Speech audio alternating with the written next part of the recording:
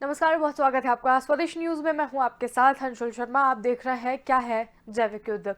चीन अमेरिका जैसे 17 जैविक हथियारों का जखीरा बना चुके हैं, लेकिन भारत इनसे कहीं ना कहीं अब भी दूर है। ऐसा क्यों? क्योंकि आज इसी पर हम बात करेंगे। जैविक युद्ध क्या है, जैविक हथियारों का इस्तेमाल कब और कहां हुआ, विश्व युद्ध में प्रयोग हुआ, और जैविक युद्ध रोकने के लिए दुनिया ने क्या प्रयास किए। इन्हीं सब बातों पर आज हमारी चर्चा होगी। लेकिन चर्चा शुरू करने से पहले आपको बता दें कि सीरियस जनरल विपिन रावत ने बिम्स्टेक देश को जैविक युद्ध के प्रति आगाह करते हुए इसके खिलाफ तैयार होने की अपील की है। सीरियस ने जिस जैविक युद्ध की तरफ इशारा किया है वो सदियों पुराना है। जानते हैं युद्ध और हथियार ये कितने खतरनाक है, क्योंकि जैविक हथियारों की अगर बात करें तो पहले इस्तेमाल इसका 1347 में हुआ था, जब मंगोल सेना ने प्लेग से संक्रमित शव काफा, अब यूक्रेन के फ्रोडीसिया में है, उसके ब्लैक सी तट पर फेंके थे।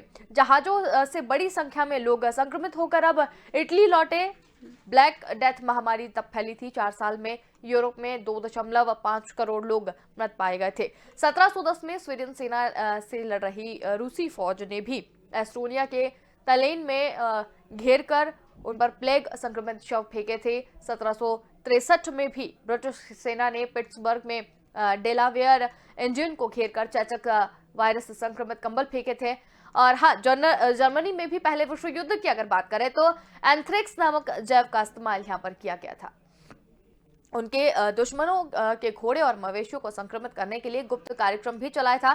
सेंट पीटर्सबर्ग में प्लेग फैलाने की कोशिश यहां पर की गई थी। जापान ने टाइफाइड वाले वायरस को सोवियत की जलापूर्ति वाले पाइपों में मिला दिया था। यह पहला युद्ध था जब दोनों पक्षों ने जैव हथियार प्रयोग किए थे, और विश्व युद्ध में जैविक हथियारों के इस्तेमाल के बाद अधिकांश दोनों देशों ने इन पर रोक लगाने के लिए जेनेवा प्रोटोकॉल पर हस्ताक्षर भी किए थे।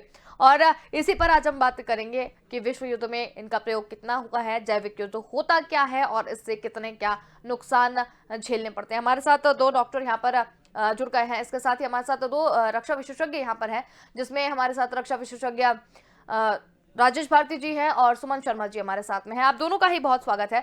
तो राजेश भारती जी, आपसे जानना चाहेंगे कि सबसे पहले बात की जाए जैविक विश्व युद्ध की, तो बहुत सारे लोग हैं जिन्हें नहीं पता है कि इस तरीके से भी युद्ध जो है वो किए जाते हैं। तो जैविक युद्ध है क्या, कैसे समझे इसे? देखिए, जैविक युद्ध का जो इतिहास है आपने अभी बताया। जैविक युद्ध का उद्देश्य, क्योंकि अंततः जब 2 देश युद्ध लड़ते हैं तो उद्देश्य ये होता है कि सामने वाले पे आसानी से और जल्दी विजय प्राप्त करना।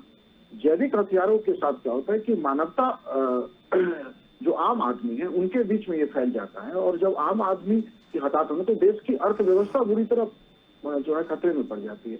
और किसी भी लड़ाई के लिए अर्थव्यवस्था का मजबूत होना चाहिए। अर्थव्यवस्था के समर्थन के बिना युद्ध नहीं लड़ा जा सकता। तो अर्थव्यवस्था को पंगु बना के किसी देश को जो है घुटने टेकने को मजबूर करना है, ये बेसिकली ये मानव त्रासदी जैसा स्थिति है। जब मानवता खतरे में पड़ जाता है तो आप युद्ध की जोखिम नहीं ले सकते। तो ये एक तरह से जल्दी युद्ध जीतने और युद्ध के जोखिम से बाहर आइए और सरेंडर कीजिए, ये इसके लिए इस्तेमाल होता है जैविक। बिल्कुल, तो ये तो समझ लिया है कि जैविक युद्ध होता क्या है। जैविक हथियारों का इस्तेमाल की अगर बात करें तो 17 जो देश हैं उन्होंने इसका जखीरा बना लिया है, जिसमें जापान भी शामिल है, चीन भी शामिल है। भारत इससे कहीं ना कहीं अछूता है, या भारत ने अभी तक इस तरीके का प्रयोग नहीं किया है। इसके पीछे की क्या वजह हो सकती है? देखिए, जो यूएन का कन्वेंशन है जैविक हथियारों को लेकर, अभी आज के दिन यूएन में 190 सदस्य हैं, उनमें से 185 देश जो है इस कन्वेंशन को, जो जैविक हथियारों को लेकर कन्वेंशन है 1972 का, जो 75 से लागू हुआ, उसका हिस्सा है। और उसमें उसके भंडारण या उत्पादन की पूर्ण रूप से पाबंदी है। तो जिन 17 देशों की बात हो रही है ऑफिशियल नहीं है, और भारत अंतर्राष्ट्रीय संधियों को, अंतर्राष्ट्रीय समझौतों को, या अंतर्राष्ट्रीय जो भी कन्वेंशन है या जो भी हमने स्वीकार किया है उसके प्रति भारत एक ईमानदार देश रहा है। और जैविक हथियारों को लेकर यदि हम इसकी तरफ नहीं जाते हैं तो ये इससे देश कमजोर नहीं होता। अभी अब जैसे कि कोरोना को भी एक जैविक हथियार बताया जा रहा है, उसको लेके जैसे जापान के जो नोबेल वायरोलॉजिस्ट है उन्होंने भी कहा कि ये कोरोना मानव निर्मित है। ऑस्ट्रेलियन टाइम्स ने ऐसी खबरें दी। पेंटागन की एक रिपोर्ट आई है, वो सार्स कोरोना को जो है मानव निर्मित बताया जा रहा है। और उसके अलग अलग तर्क दिए गए हैं कि ये डोनाल्ड ट्रंप को अमेरिका की सत्ता से बाहर करना था, और मोदी के नेतृत्व में जिस तरह भारत एक मजबूत विश्व शक्ति के रूप में उभर रहा था, तो इसीलिए जो कोरोना का सेकंड फेज है उसमें भारत को, लेकिन ये सब अनुमान मात्र है।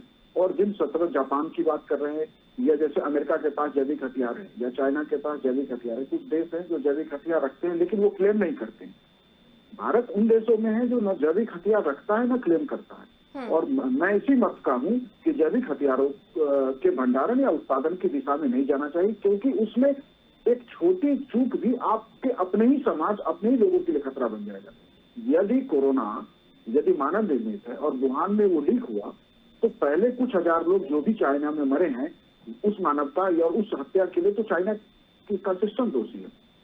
तो जैविक हथियारों को लेकर पूरी तरह सुरक्षित नहीं हुआ जा सकता कि वो लीक नहीं होगा आपके लैब से, और आपके अपने ही समाज, अपने ही लोगों के लिए देश एक परिवार है कि आपके अपने ही परिवार के लिए वो खतरा न बने। बिल्कुल। सुमन शर्मा जी भी हमारे साथ यहाँ पर जुड़ी हुई हैं। सुमन जी, आपके नज़रिए से हम जानना चाहेंगे, क्योंकि ये देखा जाए जापान और चीन समेत 17 देशों के पास अब जैविक युद्ध के लिए या जैविक हथियार जिस तरीके से बनाया गया है उसका पूरा की पूरा जखीरा है। भारत ने अभी तक इसकी शुरुआत यहाँ पर नहीं की है, या यूँ कहें कि भारत इस और आगे भी नहीं बढ़ना चाहता, ये भी कहना चाहे तो आप किस नज़रिए से देखती हैं इसे? देखिए, बायो एंड केमिकल जैसे समझाने से वो एक वॉरफेयर है। Nuclear bio and chemical NBC वो हमारी डॉक्ट्रिन का भी हिस्सा है, और वो एक मतलब वो एक एसिमेट्रिक वॉरफेयर में आता है एक तरह से, क्योंकि वो एकदम सामने से आप कहकर और बताकर, क्योंकि ये वाली इस तरह के जो हथियार हैं वो किन देशों के पास है और कितना है वो कोई बताएगा नहीं। तो एनबीसी जो वॉरफेयर का हिस्सा जरूर है, लेकिन इंडिया इस चीज में इतना आगे नहीं बढ़ा है, ना ही वो इन चीजों का इस्तेमाल करने की दिशा में, मतलब उन देशों में से उसका नाम है कि वो जो इस्तेमाल करना चाहते हैं। जिस तरह के इल्जाम सीरिया और ऐसे वाले देशों के पर लगे थे, इराक पे भी लगा था, लेकिन वहाँ वो वाले हथियार मिले नहीं। तो ये वाले जो हथियार होते हैं ये एसिमेट्रिक वॉरफेयर के टाइम पे इस्तेमाल होते हैं, और ये कन्वेंशनल वॉरफेयर वेपन्स में नहीं आते, और इनका इस्तेमाल सिर्फ डेटरेंस के तौर पे इस्तेमाल होता है। फॉर एग्जांपल देखिए, न्यूक्लियर, अभी एनपीटी का सिग्नेटरी इंडिया तो है नहीं, और 1970 में जिन कंट्रीज ने साइन करे थे वो P5 जो नेशन थे, उसके अलावा जैसे साउथ अफ्रीका के पास जो इस तरह के हथियार थे उसे वो सब खत्म करके तब उसने साइन किया। और कजाकिस्तान, यूक्रेन, बेलारूस, इनके पास फॉर्मर सोवियत के टाइम पर इनके पास वो हथियार थे, लेकिन इन्हें वो सब सरेंडर करके, लेकिन पाकिस्तान, इंडिया और नॉर्थ कोरिया के ऊपर इल्जाम लगाया जाता है कि इन्होंने टेस्ट भी करे हैं और इनके पास न्यूक्लियर वॉरहेड्स भी हैं और ये साइन भी नहीं कर रहे हैं। लेकिन हमेशा इंडिया ने ग्लोबल स्टेज के ऊपर एक जिम्मेदार नेशन होने का एक प्रूफ दिया है। इसीलिए अभी पिछले इन 5-6 सालों में देखा गया है कि जो भी ट्रीटीज थी, जो जैसे MTCR है या ऑस्ट्रेलिया वासेनार ग्रुप है, इस तरह की जो रेजीम्स थी, कंट्रोल रेजीम्स, उनमें इंडिया को शामिल किया गया। और इंडिया, क्योंकि इंडिया एक जिम्मेदार देश था, बेशक उसने 2 टेस्ट करे हुए हैं 74 और 98 में, तो अब बस एक न्यूक्लियर सप्लायर्स ग्रुप रह गया है जिसमें चाइना इंडिया को आने नहीं दे रहा है। तो पाकिस्तान और नॉर्थ कोरिया के साथ इंडिया का कंपैरिजन करना वो ठीक बात नहीं है। हमेशा ऐसे वाले हथियारों के इस्तेमाल में कभी भी गलत कोई गैर जिम्मेदाराना हरकत इंडिया ने नहीं करी है, जैसे कि कई देशों में देखे गए। और फिर ये डेटरेंस के लिए होते हैं। हमने अभी थोड़े दिन पहले अग्नि 5 का इस्तेमाल मतलब टेस्ट किया था, तो वो भी जो हमारे पास जो मिसाइल्स हैं, जो स्ट्रेटेजिक मिसाइल प्रोग्राम जो हमारा है, वो सिर्फ डेटरेंस के लिए है। और जैसे सर ने पहले बताया भी था कि वो सिर्फ एक डेटरेंस का काम करता है। जैसे हमने देखा था सेकेंड वर्ल्ड वॉर में वो इसलिए इस्तेमाल हुआ क्योंकि सरेंडर नहीं कर रहा था जापान। तो ये वाले जो हथियार हैं ये सिर्फ डेटरेंस के लिए बनाए जाते हैं, रखे जाते हैं। और प्रॉब्लम इन कंट्रीज के साथ इसलिए होती है, जैसे कि सीरिया है या नॉर्थ कोरिया, ये गैर जिम्मेदाराना समझे जाते हैं और ये अपने लोगों पे इस्तेमाल करेंगे, ऐसा एक डर का माहौल रहता है। तो इसीलिए ऐसे वाले हथियारों को लेके बहुत सोच समझकर आगे बढ़ना चाहिए, और जो जिम्मेदार देश हैं उनका काम है कि वो एक तरह का ऑर्डर बना के रखें। बिल्कुल। सुमन जी, अगर देखा जाए जैविक हथियारों की अगर बात की जाए तो ये काफ़ी समय से जो है वो प्रयोग में लाते जा रहे हैं। जैविक हथियारों का इस्तेमाल सबसे पहले कब हुआ था, कहाँ हुआ था, कैसे ये जो चीज़ है ये लोगों के पास में आई कि अब जब युद्ध करना हो या अस्त्र शस्त्र अपनी जगह है, जैविक हथियार का भी हम प्रयोग कर सकते हैं। देखिए, आपने जो हिस्ट्री बताई थी वो बिल्कुल सही है। दोनों वर्ल्ड वॉर में और स्पेशली सेकेंड वर्ल्ड वॉर में ये चीज देखी गई थी, और चाइना ने, ऐसा सुनने में आया कि कोरिया में जो युद्ध हुआ था 1950 से लेकर 53 तक, चाइना ने इस चीज का इस्तेमाल वहां उनकी मदद करने के लिए किया था। और बेसिकली जैसे बायो वेपन है, अभी वायरस को भी बायो वेपन बताया जा रहा है, लेकिन अभी तक कोई ऐसा सबूत सामने नहीं आया है कि इसकी जिम्मेदारी चाइना के ऊपर डाली जाए। तो कुछ कह पाना जिम्मेदारी से वो इतना अभी कोई कह नहीं पा रहा है, क्योंकि ये एक वायरस हो सकता है लैब में बना हो मगर एक्सीडेंटली लीक हुआ हो।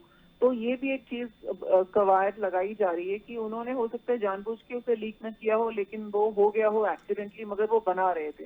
तो ऐसे वाले जब एक्सपेरिमेंट देश करते हैं, और सभी देश कर रहे हैं, सभी कंट्रीज में ये वाली फैसिलिटीज और लैब्स मौजूद हैं जहां इस तरह के एक्सपेरिमेंट्स हो रहे हैं। न्यूक्लियर डील को भी देखिए लेकर इतना हल्ला मचा था इंडिया के अंदर जब 1-2-3 डील साइन हो रही थी, जबकि वो सिविल न्यूक्लियर डील थी इलेक्ट्रिसिटी के लिए, और पूरे देश, इतने बड़े देश में जहां इतनी इलेक्ट्रिसिटी की जरूरत है, आसानी से और सस्ती बिजली मिले, उस लिहाज से आगे देश बढ़ते हैं। सिविल इस्तेमाल के लिए न्यूक्लियर एनर्जी का इस्तेमाल वो एक अलग चीज होती है, लेकिन उसमें भी लोगों को दिक्कत है। अभी आपने देखा होगा ऑकस में जो न्यूक्लियर सबमरीन, वो सिर्फ न्यूक्लियर पावर्ड सबमरीन हैं, न्यूक्लियर वेपनाइज नहीं है, जो कि ऑस्ट्रेलिया लेगा, यूके और यूएस से। उसमें भी काफी चर्चा चल रही है देशों में, और न्यूजीलैंड ने यहाँ तक कह दिया कि ये वाला रीजन न्यूक्लियराइज ना हो जाए, और साउथ ईस्ट एशियन कंट्रीज के अंदर भी एक डर है कि ये वाला रीजन कहीं न्यूक्लियराइज ना हो जाए। तो ये एक जिम्मेदारी वाली बात होती है। सिविल यूज के लिए इन चीजों का इस्तेमाल वो समझ में आता है। ये जो वायरस के जो लैब्स में जो प्रयोग चल रहे हैं कई देशों में, और आपने ये भी शायद सुना होगा कि जो चाइना की इस पर्टिकुलर वुहान लैब में जो चल रहा था एक्सपेरिमेंट 4th फ्लोर पर, जो कि सबसे ज्यादा सेंसिटिव होता है, उसके एक्सपेरिमेंट के लिए भी फंड्स यूएस से आए हैं।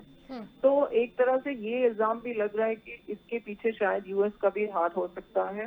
तो अपने देश में ना करके दूसरे देश में, ये भी एक गैर जिम्मेदाराना बात है। तो एक्सपेरिमेंट सिविलियन यूज के लिए वो एक अलग चीज होती है, और सिविलियंस को फायदा पहुंचे और देश की उन्नति में वो चीज इस्तेमाल हो, मगर वो उसका ध्यान उस पर्टिकुलर देश को रखना है कि वो चीज बायो या न्यूक्लियर या केमिकल वेपन ना बन जाए। बिल्कुल। राजेश जी, यहाँ पर अगर देखा जाए जैविक युद्ध को लेकर, तो इसका जैसे कि अभी दोनों वर्ल्ड वॉर में इसका प्रयोग तो यहाँ पर हो चुका था, ये सुमन जी से हमने जान लिया, लेकिन फिर भी आपसे विस्तार से जानना चाहेंगे कि दोनों विश्व युद्ध में इसका प्रयोग हुआ था या इसके पहले भी प्रयोग हुआ था, तो किस तरीके की जो चीजें थी वो निकल कर सामने आई थी, कितना खतरनाक ये रहा था उस समय भी?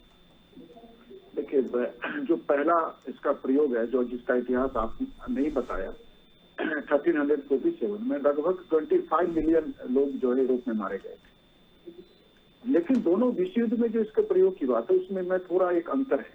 पहले विश्व युद्ध में दोनों पक्षों ने प्रयोग किया, युद्ध जीतने वाले ने भी और युद्ध हारने वाले ने। शुरुआत जर्मनी ने की, लेकिन द्वितीय विश्व युद्ध में जैविक हथियारों के प्रयोग का सीधा प्रमाण या सीधा अभी तक उसके कोई साक्ष्य नहीं मिले सेकेंड वर्ल्ड वॉर में, क्योंकि उससे पहले जो है जेनेवा कन्वेंशन हो गया था, जिसको लगभग दुनिया के 25 देशों ने मान्यता दी थी, और इसलिए सेकेंड वर्ल्ड वॉर में जैविक हथियारों के इस्तेमाल का स्पष्ट साक्ष्य अभी तक नहीं है। माना जाता है कि जापान ने ऐसा किया या जर्मनी ने किया, लेकिन वो अभी तक यह प्रूफ नहीं हुआ है, वो अनुमान मात्र है, जैसे अभी कोरोना सार्स को लेकर बात। देखिए, जैविक हथियारों का इस्तेमाल अभी कोरिया वार में बात हो रही है, लेकिन जो सबसे लेटेस्ट जो बड़े पैमाने पे हुआ है वो वियतनाम वार में अमेरिका ने किया है, जबकि अमेरिका खुद जो है इस कन्वेंशन का हिस्सा है। उसके बाद वियतनाम में जो वार है, उस युद्ध में इवन अमेरिका ने वियतनाम, क्योंकि वो गुरिल्ला वारफेयर लड़ रहा था, तो गुरिल्ला वारफेयर में वियतनाम सरेंडर करे। हो ची मिन जो उसके नेता हैं, क्योंकि उनके नेतृत्व में एक छोटी सेना एक दुनिया के सबसे मजबूत देश से लड़ाई लड़ रही थी, तो व्हाइट ऑरेंज नाम के जो है केमिकल जिसको हम बायोलॉजिकल वेपन भी कह सकते हैं, वो वियतनाम के जंगलों में गिराए गए थे ताकि जंगल नष्ट हो जाए और वियतनाम ये लड़ाई हार जाए। तो युद्ध को आसानी से जीतने के लिए जैविक हथियारों का इस्तेमाल दुनिया के अलग अलग युद्धों में होता रहा है। स्वीडन ने किया है, स्वीडन सेना के साथ जो है रशियन ने किया है, ब्रिटेन ने किया है अलग अलग समय पे। अभी हाल फिलहाल में सीरिया के बारे में बात हुई। हम जानते हैं जैविक हथियारों के नाम पे इराक का जो सद्दाम हुसैन को सत्ता से अंतिम रूप से जो बेदखल किया गया, वो जैविक हथियार ढूंढने के नाम पे ही किया गया। ये अलग बात है कि वहाँ ऐसा कोई साक्ष्य मिला नहीं। लेकिन भारत को मुझे लगता है कि जो अभी समय है, इस समय में हमारे देश के नेतृत्व को जैविक हथियारों के विरुद्ध जो एक आवाज उठ रही है, या हुआ ये है कि कोरोना को लेके पूरी दुनिया में जो है चाइना को लेके ये मान्यता बन रही है। अभी यह स्थापित नहीं हुआ है। ये एक जो है बायोलॉजिकल वेपन है। और ये हुआ ये है कि जब ये कोरोना का जो फर्स्ट वेव आया है, उससे पहले चीन के कुछ वैज्ञानिकों ने जो है ऐसा एक स्टेटमेंट दिया था कि सार्स कोरोना जो है आने वाले समय का ये जैविक हथियार होगा। इस स्टेटमेंट के कुछ समय बाद जो है ये कोरोना वायरस दुनिया में फैला है, तो वो उन सारे तथ्यों को जोड़ के चाइना को इसके लिए बदनाम करने की कोशिश हो रही है। लेकिन अभी जैविक हथियारों को लेके भारत को एक अलग भूमिका निभानी चाहिए अंतर्राष्ट्रीय राजनीति में, और हमें मजबूती से, क्योंकि भारत जो है किसी भी जैविक बायोलॉजिकल वारफेयर के लिए तैयार नहीं हो सकता, क्योंकि हम दुनिया में सबसे बड़ी जनसंख्या चाइना के बाद जो है रखते हैं। और हमारे यहाँ मान लीजिए यदि जैविक हथियारों का इस्तेमाल अमेरिका में होता है, तो उनके पास जो संसाधन है, वो संसाधन की सीमाओं में वो अपने लोगों की आसानी से या माने हमसे बेहतर तरीके से ट्रीट कर सकते हैं। लेकिन जहाँ हमारे यहाँ हम जो है 140 मिलियन की पॉपुलेशन है, उसमें हम ये 140 करोड़ की पॉपुलेशन है, उसमें हम ये कैसे संभव है कि यदि हमारे यहाँ जैविक हथियारों का इस्तेमाल हो जाता है वो किसी भी देश के साथ युद्ध में, तो हम कैसे अपने नागरिकों को ट्रीट कर पाएंगे। इसलिए हमें जैविक हथियारों के होड़ के बजाय इसके विरोध में दुनिया में झंडा उठाना चाहिए और इसको रोकना चाहिए। बिल्कुल। तो जिस तरीके से यहाँ पर जैविक युद्ध की यहाँ पर बात की जा रही है, जैविक हथियारों की बात की जा रही है, सुमन जी, जैविक युद्ध को रोकने के लिए दुनिया ने कई प्रयास किए होंगे, क्योंकि जिस तरीके से यहाँ पर देखा गया था कि दोनों विश्व युद्ध के समय पर इसका प्रयोग जो है वो किया गया, और लेकिन उसके बाद अब इस तरीके के प्रयोग ना हो, और जब ये प्रयोग कर दिया गया था तो इसको रोकने के लिए क्या कुछ प्रयास उस समय किए गए थे? 87 में जो INF ट्रीटी साइन हुई थी यूएसएसआर और यूएस के बीच में इंटरमीडिएट न्यूक्लियर वेपन्स को खत्म करने के लिए, मीडियम और इंटरमीडिएट रेंज, वो अभी हाल फिलहाल में 2 साल पहले ट्रम्प गवर्नमेंट ने, प्रेसिडेंट ट्रम्प ने खत्म की वो ट्रीटी रशिया के साथ, क्योंकि वो कह रहे थे कि बार बार वायलेशन चल रहा है उस ट्रीटी का, कोई फायदा नहीं हो रहा है उस ट्रीटी का, और रशिया अपनी टेस्ट करता ही जा रहा है, बनाता ही जा रहा है न्यूक्लियर वॉरहेड्स। तो ऐसी वाली जो ट्रीटीज हैं उनको बनाने का तभी फायदा है जब अगला जो उसके सिग्नेटरीज हैं वो उन्हें माने भी, बाइंडिंग और लीगल कुछ होना चाहिए।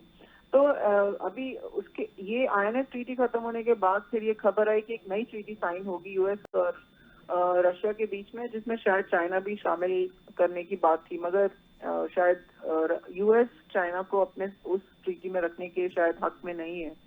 तो अभी तक तो कोई ऐसी ट्रीटी आई नहीं है। सिमिलरली ऐसे वाली जो ट्रीटीज हैं NBC वॉरफेयर के खिलाफ अगर बने तो लीगल बाइंडिंग होनी चाहिए, और जो उसके सिग्नेटरीज हों वो उनकी शर्तों को माने।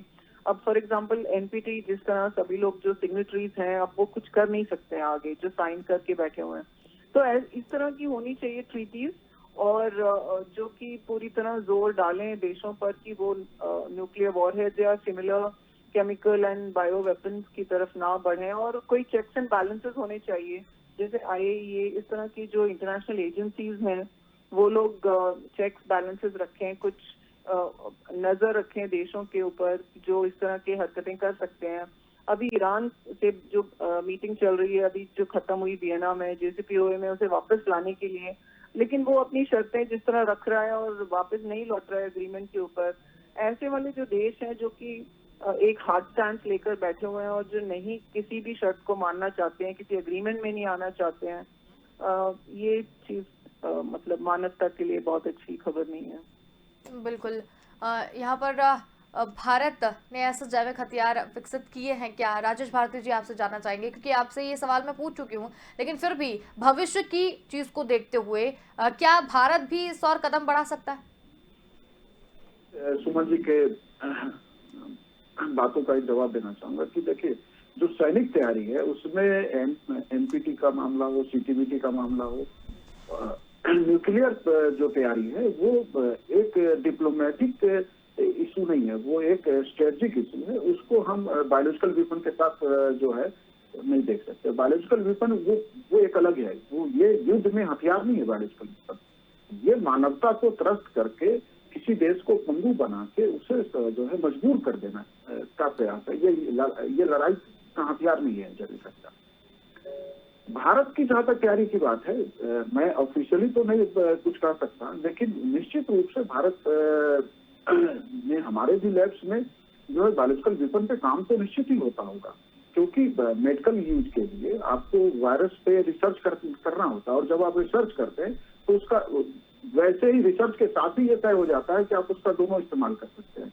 आप उसका पॉजिटिव इस्तेमाल करके आप अपने मेडिसिन इंडस्ट्री और अपनी मानवता की रक्षा के लिए कर सकते हैं, और जब आप वायरस को लैब में टेस्ट कर रहे हैं तो उस वायरस का इस्तेमाल आप त्रासदी लाने के लिए भी कर सकते हैं। इसलिए ये जो है क्लियर है कि भारत भी जैविक हथियार रखता ही होगा, क्योंकि हम उस दिशा में काम कर रहे हैं। इसलिए जो है हमारा देश ये निश्चिंत रहे कि यदि हमारे विरुद्ध कोई जैविक हथियार का इस्तेमाल होता है तो हम उसका आसानी से उस तरह जवाब दे सकते हैं। ये अलग बात है कि हमारे लिए जो है, सुमन जी के इस बात पे मैं सहमत हूँ कि ये हमारे लिए डेटरेंट है।